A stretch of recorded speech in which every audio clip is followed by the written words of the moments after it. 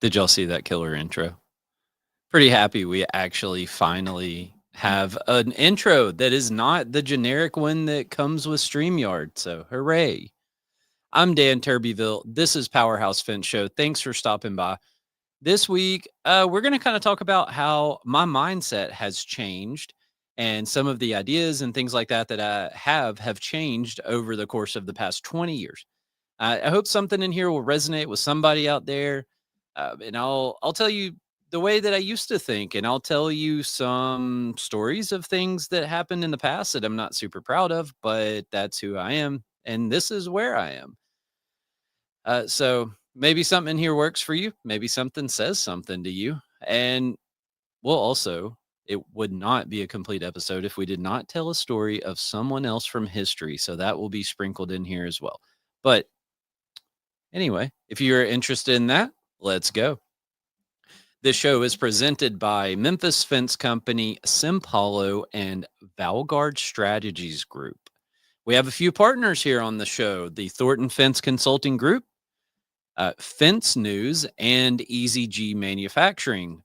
All of them are linked in the description. If you want to check them out, feel free to do so. I am live. It's not a lie. I'm actually live right now. And there's a phone number on the bottom of the screen. If you happen to want to call into the show, feel free. If you want to call me anytime, that same number will get me whenever you want. I'm going to make sure that I'm actually connected to the Rodecaster right quick. And of course, it is not. So now it will be connected in case someone calls. All right. Uh, as always, I appreciate you all being here. Thanks for listening. And hopefully it provides some benefit to you, some kind of insight into the dumb things I've done in my life, and can help you not to do the same dumb things. If you want to hear me talk about anything specific, let me know. If you have any questions, let me know. I'm always happy to do whatever I can to try to help make someone's life a little bit easier.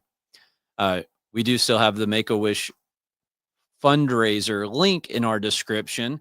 But the reason I was not here last week is because we did the wish celebration for the family whose child received a wish that we were able to help grant. It was a pretty cool experience. They're going to Disney World, so they were actually leaving. I think they had to be at the airport at like 4 o'clock or something the next morning, and they were all excited. It was a big family, and they were all getting to go, and so they got some luggage and some different gifts like that at the wish celebration party, and they went off to Disney World, and that's pretty cool. So it's really awesome to be able to be in a position that we're able to do something to help some other people out. It's not all about us, and that is a perfect segue into what this episode will be. Before I do that, so the new intro, right? We have a new community relations manager, I guess, is maybe his title. He does PR, he does media, he does things like that. His name is Jamie, and Jamie made the intro, killed it. Pretty happy about that. And we are currently scripting and brainstorming and coming up with this pretty awesome video that we're going to make. And I'm pretty excited about it. It's going to be cool, but we'll talk about that more later. All right. So now let's get into the show. And first, I think it's important that I set the tone for where I came from, how I got into the fence business. So I was basically born here. My grandfather and his brother started Memphis Fence Company in 1971. I was around when I was still in diapers. I went and rode with him and went on commercial sales calls and things like that when I was still wearing diapers. So I've been around here my whole life. I did work for another fence company in Knoxville, Tennessee for a bit. I actually worked for a guy that was a subcontractor there.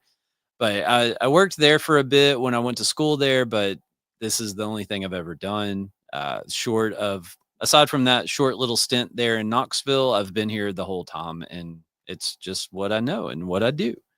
And I dare say what I enjoy to do. So, number one shift in my mentality or my mindset has kind of been going from closed off to everything outside to curious about things outside to hungry about things that are outside of our organization. Okay, so when I started off, and there was some arrogance, right, within this company. I mean, we were arrogant about us and we thought we didn't need any help.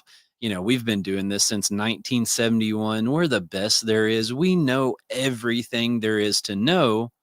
Nobody can do it like we can. What can we learn from anyone? Right? Not proud of it. I do not condone that kind of mentality, which I will get into, but I'm just letting you know where it was.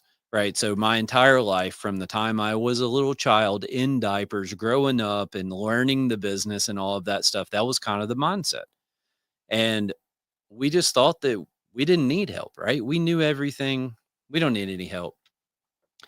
And then something happened, and I can't exactly put my finger on it. I don't know if it was Facebook groups that I joined or if it was a podcast that I listened to or what it was. But let's say one day I accidentally listened to a podcast. Okay. Which, if you're here, you're already doing that. Uh, it probably was my fence life, but I'm not positive. I did go on that show whenever I revealed Simpalo back a few years ago, and I would not suggest going and listening to it. I would not go back and listen to it myself. I suspect it was probably terrible. I was incredibly nervous, so terrified, because I mean, it was a big deal for me, right? If you know, my wife and I decided to sell everything we had other than Memphis Fence Company, and we went and lived with her parents for 2 years and everything, and like all of that went into creating Simpalo. And so it was a big deal for me. I'm terrified of public speaking, and I'm not a very outgoing person. I'm not a very social person, and I committed to go sit and talk to these guys live on the air, and it was terrifying. So there's that. But yeah, so I know I was definitely listening to that, and I don't remember. I have no idea what I heard, right? But there was something that I heard that kind of sparked my interest, and it's like it put a crack in that wall. Okay, and then there was that mild curiosity, and then I decided I'm gonna listen again, and then I listened to another podcast. And I was listening to Nathan Downs. I was listening to Dan Wheeler. I was listening to My Fence Life. And during this time, all of these shows, they talked a lot about residential fence, which we got out of doing residential fence anyway. But what I learned was it was not about that, right? Like there didn't have to be a direct connection from what they were talking about to what I was doing for it to be beneficial for me to listen. And that's the key that took some time to wrap my mind around. And then I started attending some events. Yeah, a part of that, like first time, well, I went to Fence Tech when I was a kid a few times, and then I didn't go for a lot of years. And then I went and set up a booth for Simpalo. Didn't know anyone there. I mean, I had listened to a few fence podcasts, but I mean, I never talked to any of them, right? I didn't know anybody there. We walked in there, had no idea what we were doing, had never exhibited at anything outside of like a local home show type thing. And we just we just rolled in there and set up our booth and we just did it. And we met people and we started talking to people. And then I said, wait a minute. I Attending these events is not just about promoting Simpalo. Like, yeah, that's cool. But really, I enjoy going to those events and I want to learn.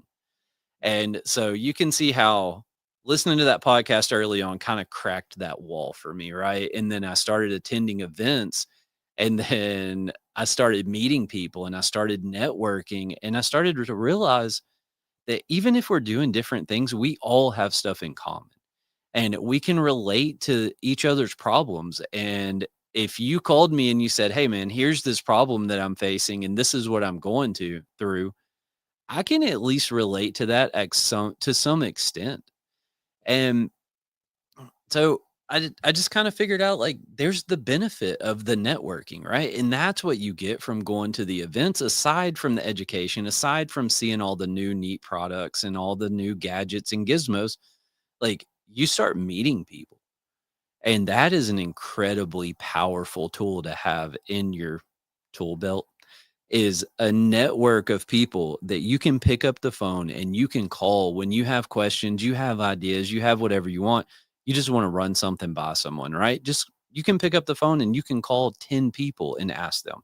That's impressive and that's powerful. So at this point, I wanted more. And I just kept wanting more. And that thirst, that hunger just kept growing. And now I listen to multiple podcasts regularly.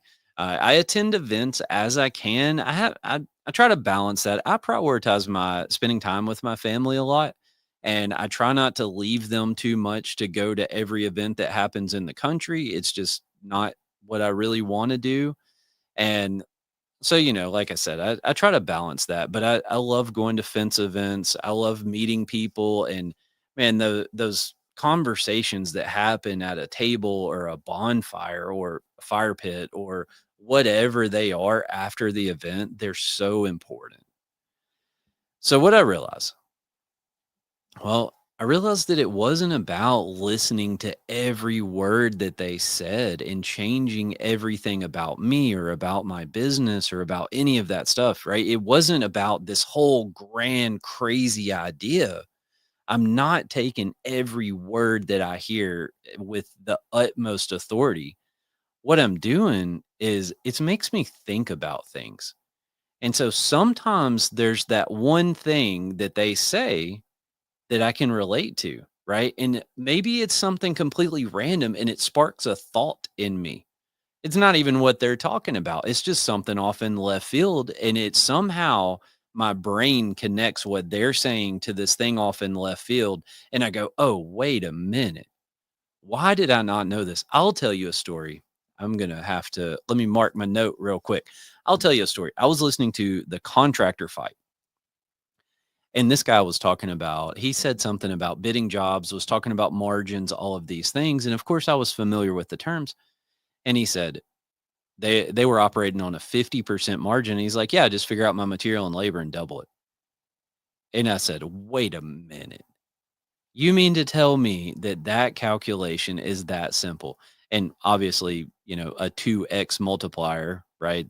That's gonna change depending on what the margin needs to be, but I came back and I walked in my office and I sat down and I opened the Excel spreadsheet that I was using to bin jobs and I looked at all these crazy, insane calculations that I somehow cooked up some years ago.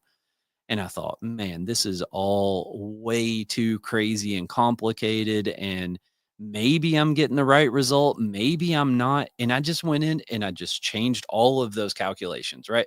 That is not people in the fence industry. They were not talking about fence, but I heard that one thing and it changed the way that we bid jobs at Memphis Fence because I heard it on a podcast. And so there's just an example of like a real lifetime that I listened to something and it sparked that thought in me, right? So, like I said, even if it's completely unrelated to what I'm doing or what's going on in my life, there's these little hidden gems, right? These little bits of something in there that help me out. And that's what I'm hunting for when I listen to this. I had a similar change with reading. When we're kids and we're in school, like we're forced to read. And I didn't like it. I did not like reading. To be honest with you, I fudged my way through a lot of that stuff whenever I was growing up because I just didn't want to sit there for hours on end staring at a book and I didn't enjoy it. So I was opposed to me personally doing it. I understood the value of it and everything. And I just, as I grew this network and listened to more people and kind of found the people that I looked up to, and I thought, man, these folks know what they're doing. And that maybe is inside the fence industry, maybe was outside the fence industry. And they all talked about reading books.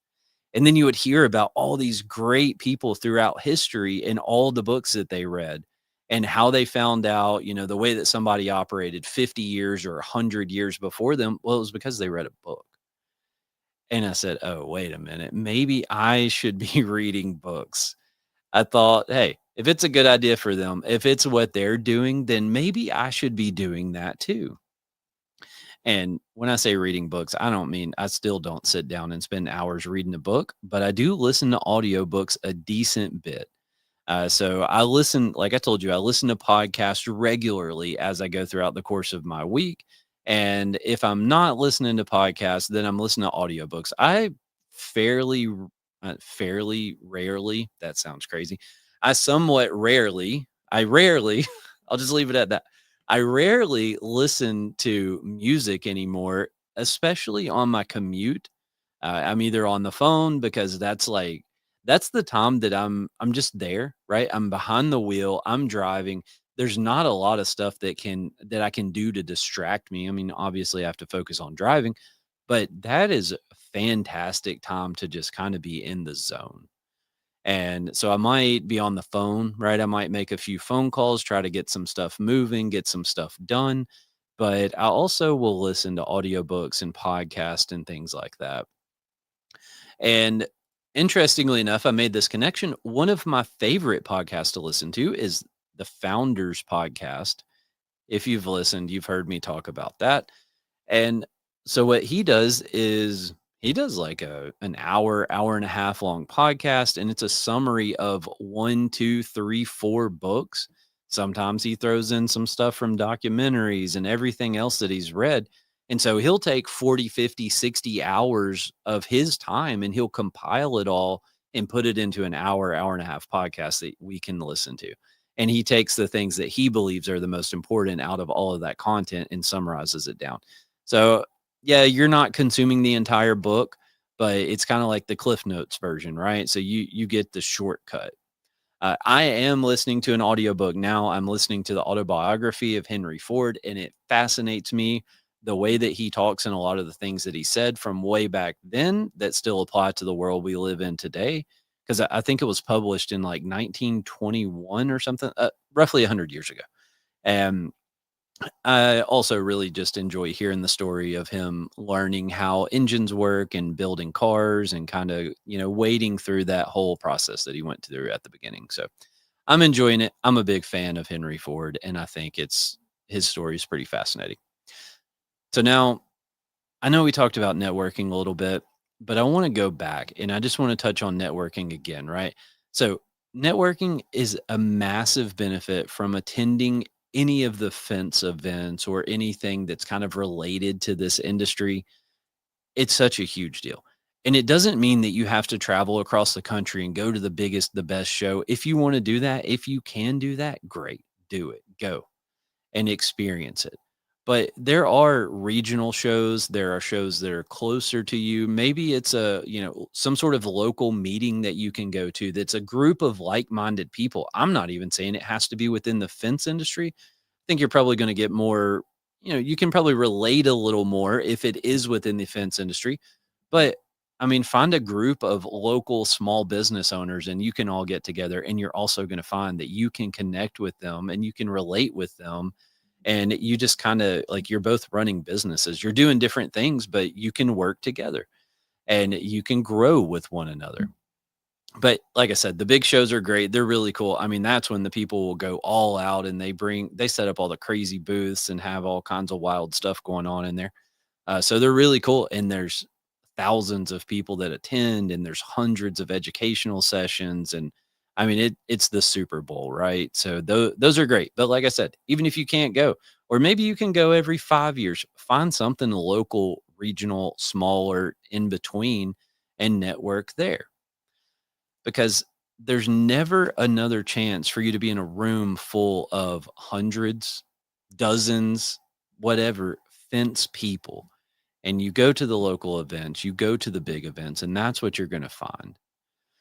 There is one really easy way to get into some networking, and I'm not trying to promote this thing. I'm just telling you, but AFA does, there's an emerging fence professionals. It was called the Young Fence Professionals, but we decided that was way too confusing because you don't have to be young, right? It's for anybody that's kind of new in the industry, new into networking, whatever it is. Really easy way to get in there. If you're an AFA member, it's free. I don't know what happens if you're not an AFA member, but we can navigate that, right? If you want. So it's a Zoom call that's once a month. It's an hour long, and I mean, just give up an hour of your month, right? And go meet some people and do that networking thing. There's a lot of contact information that's exchanged back and forth in there. And, you can just kind of start growing that network. Meet one or two people. Then when you go to one of your shows, regional, national, whatever it is, like you have a person or two that you can go talk to. And so you already kind of have your foot in the door a little bit instead. Cause for me, when I walk into that big room and I don't know anyone, that's super intimidating. Even when I walk in the room and I know multiple people in there, it's still intimidating for me. But yeah, so Amanda, hello. Thanks for stopping by. Yeah, so we're human, right? And we kind of navigate towards the people that we know. And I did make it a point at FinStech last year. We were at the kickoff party. And I said, I just kind of had this moment of realization and I looked around and I happened to notice one or two people and they were just kind of standing there with that like deer in the headlights look. You got the feeling that they didn't really know anyone in the room, right? And they were just kind of there. And I just walked over and I was like, "Hey, how's it going?" Right? And I introduced myself and we just started talking. And I did that 2 or 3 or 4 times that night. And I thought that was really cool, right? Just to walk up and initiate the conversation with them. And then 2 or 3 other people walked up and like next thing you know, we kind of had a little group of folks talking and it was cool. So they got to meet some people and feel a little more welcome. So maybe if you're one of the folks that know some people, maybe look for the folks that don't know anyone and make it a point to go let them know at least you. Because again, I relate to that. I would be the person that's terrified to talk to folks. So once you meet them, don't be afraid to reach out to them. Okay.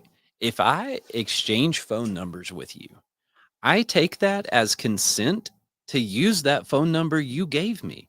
And I also give you permission to use the phone number that I give you. So don't be afraid to reach out to the people that you meet. Pick up the phone and call them, text them, email them, whatever works, right? Reach out to them. Don't be afraid.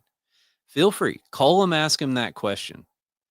Whatever that question is, just call and ask them. And if you annoy them, then they're just going to not answer the phone, right? By the fourth or fifth or 10th or 100th or whatever time you call them, yeah, maybe they're annoyed and they don't answer the phone. But, not that any of us want to be annoying, but get what you can while you can get it, I think is what I would say, right? Be respectful. If you call them and they're like, "Oh, I'm in the middle of doing 56 things and whatever you have can wait," respect that, right? And say, "Okay, no problem. We'll talk later." If they are in the middle of 56 things and they don't answer the phone, so be it. They didn't answer the phone. But they gave you the phone number for a reason. And it's a resource that you can use when you need it. Don't be afraid to pick up the phone and call them. So let's summarize everything that we've talked about so far here. If you don't think you need to listen to anybody else and you don't think they can help you with anything, that's silly. That's silly. None of us know everything. None of us are the absolute epitome of whatever we do. We can all improve. You don't have to go do everything they say, right? Don't treat them like they're the absolute best in the world. Whatever they're doing is going to work perfect for me because that is not the case. They are not you. You are not them. They're not in the same town as you. They're not in the same building, the same street, whatever, right? You are not the same people. And so whatever they're doing is not 100% going to work for you, but it'll at least get you headed in the right direction. So you know, again, none of us know everything. So whoever that person is that you're going to call or look up to, like they don't know everything. They might really know about that question that you call and ask them though. And hopefully if they don't really know, they're going to tell you they don't really know. And at the end of the day, it's up to us, right? We listen to their thoughts, their opinions, their ideas and all of that stuff, but it's still our choice. So we get what we can out of them. Maybe we call 2, 3, 4 people. We got a big, big decision to make. And we gather up all of this information and opinion and experiences. And then we're able to apply it to ourselves and do our own thing, right? Because that's the most powerful deal you can get is find somebody that has some experience with what you're doing and let them share that experience with you. Here's what I did. Here's how it worked out. Here's where I think I went wrong. Or here's where I think I went right. So again, just listen to their opinions, right? So I can't tell you how many times I've been listening to something completely random and I go, oh, that's what I should be doing. Right? It happens. So find somebody, something that you like to listen to, books, podcasts, phone calls, emails, whatever it is that works for you, just find it. So that's point number 1. Now, I'm going to move on to point number 2 after a short break.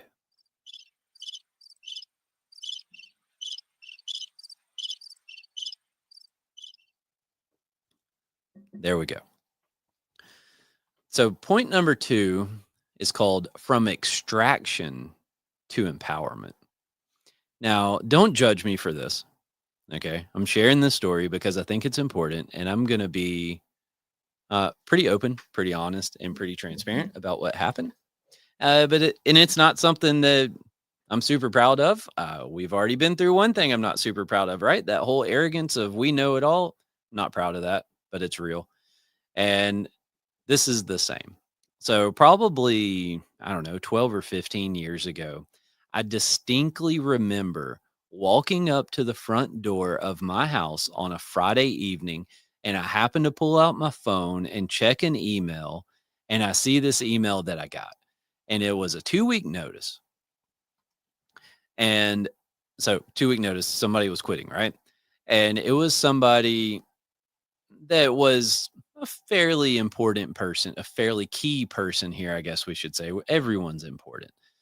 Uh, so, so yeah, I found the 2-week notice, and I remember just stopping, and I went from happy Friday evening, heading in the house, weekend time, whatever, and immediately I went from that to being just super mad. And I was so mad that they were quitting. I was so mad that they did it on Friday evening. They ruined my night. They ruined my weekend. And I don't even know that I really talked to them about it at all. Right. And if I did, I was 100% resentful and did not have a meaningful conversation. I can promise you that. So I was just mad. And I was probably hurt. I was all of these things, right? It was not good for me. And yeah, like I said, if I even talked to him, it wasn't meaningful. So, what did I learn from that experience in that moment? Not now, but in that moment, what did I learn? I didn't learn anything, right? I didn't ask them why they were leaving. I didn't ask them what we did wrong or what we did right. I just didn't ask them anything. You know what I did was I pitched a fit like I was a child. And that is the only thing that I accomplished. And it was no good for anyone. Okay. I don't know what I thought. Maybe I thought that people were supposed to stay here forever and never leave because we're the best ever and there's no reason for them to leave.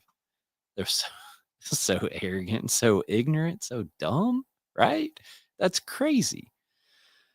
Yeah, but I don't really remember like the exact reason why it made me so mad, but it definitely did.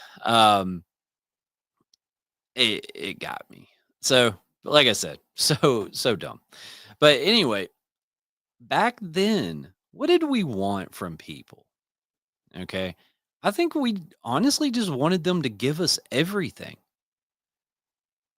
We wanted them to be here early. We wanted them to stay here late. We wanted them to give 120%, 10 hours a day. And that's what we wanted. We wanted them, we just wanted to take and take and take from them. And that's it. And that was all we ever thought about. Alyssa comments and says, "You were also so young." I was. I was young and I was dumb. 100%. So we did I don't really think that I actually put much thought into the toll it was taking on them or how it affected them or anything else, right? I just wanted them to go. And I mean, I don't mean leave. I mean like go, go, go, go, go.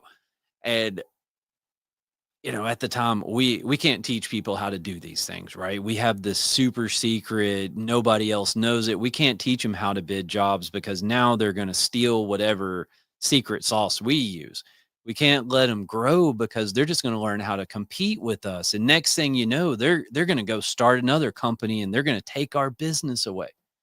Well, how does that work? Because if we also thought we were the best ever, then how would they take our business away? That didn't make much sense, right? But nonetheless, it was all crazy, but it's where we were. So as Alyssa mentioned, I was young. Since then, I've gotten so old and maybe like just a little touch wiser, probably. And I realized how dumb it was. And I realized that I was looking at it completely wrong.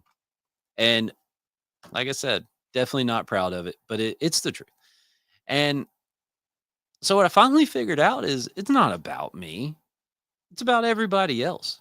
It's about the people that are on our team. It's about our customers. It's about our vendors, our bankers, our insurance people, whoever it is. It's about them. It's about everybody that we're able to help out along the way, support everybody's families and all of that. Like we're able to help all of that stuff. And that's what it's about. So we come here and we work hard to be able to help other people and to help them grow and to help them develop and to help them do all of that stuff for them and have the quality of life that they should have and help them grow and help them learn. So nowadays, again, I don't know if this is right or not, but it's what I do and I think it works for me. So nowadays, when I hire someone, I just automatically assume they're going to leave. I just know they're going to quit one of these days and I'm still going to proceed down the same path. And just to be clear, I don't want them to quit, right? I think we have an amazing team and I really enjoy working with every one of them every single day. And I want them all to stay forever. I just kind of set myself up for that from the beginning. And that way, if that day comes, I'm not mad about it. And now I just look at every day that they are here, I just look at it as a blessing. So, anyone on our team that's listening, I do sincerely appreciate everything that you do here. And I want to help them all grow. I want to push them. So I don't want to be easy, right? I don't want to be that, but I want to push them and I want to help them grow and I want them to learn as much as humanly possible while they're here. And yeah, it benefits us for the time that they're here, sure. But I genuinely want to do it so that we are a stepping stone on their path to whatever greatness they're destined for, right? That's what I want. And so I want them to be able to go get their next job. And I want their boss's mind to be absolutely blown at how capable they are. Isn't that crazy? I want them to reach peak ability, right? And I want to pour everything that we can into them. So we want the best for them, right? We were not that I really have this mentality, but we were here before. They're going to come. If they leave, we're going to be here after, and we can help them to get to wherever they go. Hopefully that makes sense. And hopefully I didn't sound like any kind of jerk when I was talking about that. I didn't mean to. If I did, I'm sorry. Actually, no, I don't apologize. That was not my intention to sound like a jerk. But yeah, I want to help them grow. And like I said, want to help them move on to the next place they go. And so it's been a crazy shift in mentality, right? You can see how it was at the beginning of give me, give me, give me to where now it's like, all right, what can I help you to do next? And I want people to wind up in the place that they're supposed to go. And I think it's drastically changed the way that the whole environment, the culture, the morale, everything else that's around here. We I, it's hard because I don't want to sit here and just sound like I'm saying, "Oh man, we're so great," because I don't think we are. Right? I mean, yeah, we do our thing and I think we do a good job and I think we do our best to take care of people, but I don't think we're the best. Okay? Just to be clear about that.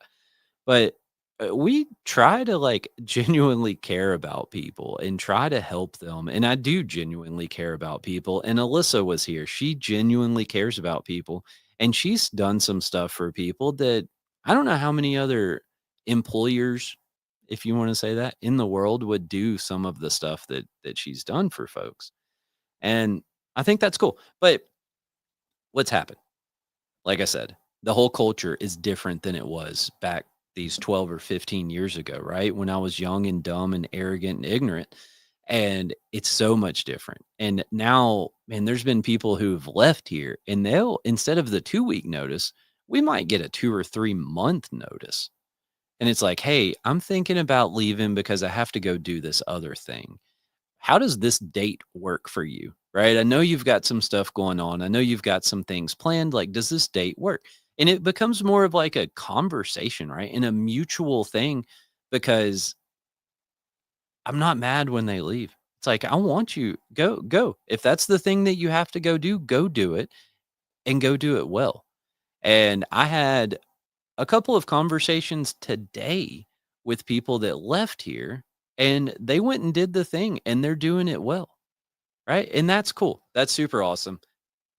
And I don't know what else to say about that.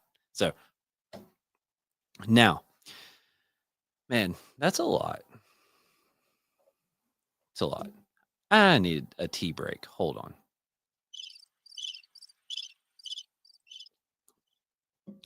All right, let's turn the page because it would not be an episode of Powerhouse Finch Show without a story from history. That's what we're going to do. And then I'm going to click end and I'm going to go home. So there was a fella named Andrew Carnegie. I think I've heard some people pronounce it different. Sorry if I messed it up. But so he was a poor Scottish immigrant. He had a job as a bobbin boy in a textile mill. And he worked his way up from there and he became the richest man in America. He built an empire that was called Carnegie Steel. Carnegie, I think is how I've heard it said before, whichever way that is. Uh, he was this hard-nosed, ruthless steel magnate, right? And he was obsessed with production and profit for years and years and years. And then there was a strike called the Homestead Strike of 1892, and several of the workers were killed in the strike. Like, it was rowdy. He broke up unions. He demanded that people work more and more and more hours, and they produce more and more and more during those hours. It was tough. So he was absolutely obsessed with production and with profits and all of that. And I never talked to the man, but just from reading this, it seemed like he didn't really care a lot about the people at the time. Then something happened. 1901, he sold the steel company to JP Morgan, which the person, and he sold it for $480 million in 1901. Okay. Then he retired and he started reflecting and he thought back on his life and he thought back on his career and he realized that the money didn't mean anything if he didn't serve others. And he started giving it away, not just carelessly giving it away, not throwing it out of the window, but he started giving it away with a purpose. And he said, the man who dies rich dies disgraced. So he was able to go and he built 2,500 public libraries. He founded Carnegie Mellon University. I'm going to say it that way this time. He funded educational programs. He built music halls and peace foundations all around the world. Now, get this. By the time he died, you want to guess how much money he had given away? I'll give you a second. Hold on. There we go. By the time he died, he had given away over 90% of his fortune, is what it said. I don't have a dollar number. Sorry to spoil it. But over 90% of his fortune. So you want to talk about a man that made a complete 180 from this get to work, don't ever stop, do more, do more, do more mentality to give it all away. That's crazy. 90%. So I think we have to focus on what we can pour into people instead of what we can extract out of people. And we got to give to them. Okay. So don't just look at everybody and say, what are you going to do for me? What can you do for them? And with that, I'm going to leave you. I appreciate you being here. Thanks for tuning in. I appreciate all of you that listen every single time. And as always, 901-878-4987 if you want to call me or if you have any ideas for a show, questions, comments, anything like that, feel free to reach out however you want.